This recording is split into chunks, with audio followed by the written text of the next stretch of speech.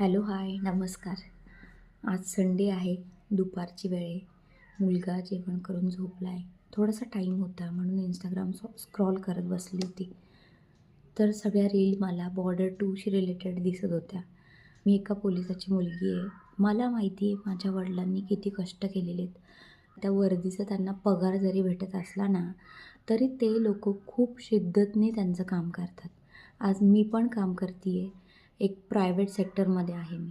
Saturday Sunday आम्हाला fix सुट्टी असते आणि ज्यावेळेस आम्हाला सांगितलं जातं सुट्टीच्या दिवशी काम करा, आमचा पारा एकदम हाय होतो. इकडचा इकडे जातो सेकंदात.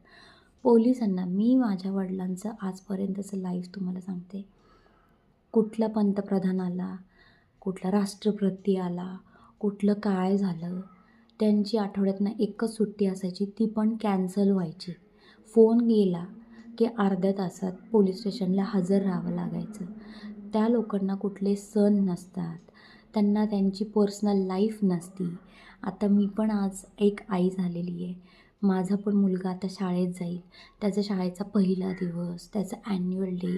आई-वडील खूप काय म्हणतात प्रेमाने बघायला जातात, कौतुकाने बघायला जातात. माझ्या वडिलांना कधीही तेवढा वेळ नव्हता की आपल्या मुलांचा पहिला शाळेचा दिवस किंवा त्यांचा पहिला स्टेज परफॉर्मन्स त्यांनी बघावा. पुण्यामध्ये गणपतीत 10 दिवस त्यांना एवढा कडक बंदोबस्त असायचा की ते फक्त रात्री 2 दिवसातनं अंघोळ करायला यायचे. माझी आई डब्बा पाठवून द्यायची माझ्या वडिलांसाठी कुणाजवळ तरी. एवढा स्ट्रगल असतो पोलिसांच्या लाईफमध्ये. ड्युटी करणं, बंदोबस्ताला उभं राहणं आपल्याकडनं पॉसिबल होत नाही. उन्हात जायचं म्हणलं की सनस्क्रीन लावा, स्कार्फ बांधा, 1000 गोष्टी पूर्ण आपल्याला अंगाला कव्हर करा. तुम्ही कधी बघितलं आहे का चौकामध्ये जे ट्रॅफिक पोलीस उभे असतात, ऊन, वारा, पाऊस, त्यांना बिचाऱ्यांना काही नसतं. खूप लय झालं तर आजकाल थोडेसे बूथ टाईप बांधून दिलेले आहेत, ते तिथं बसतात. आपल्याला एक तर आयशो आरामातची सवय झालेली आहे. मस्त एसीमध्ये बसून सगळ्यांना नावं ठेवायची, घरात बसून मोबाईल उघडला नावं ठेवायची. दिस इज नॉट करेक्ट. जास्त इमोशनल झाली होती हे सगळे व्हिडिओ बघून. माझ्या वडिलांची खूप आठवण येते होती म्हणून.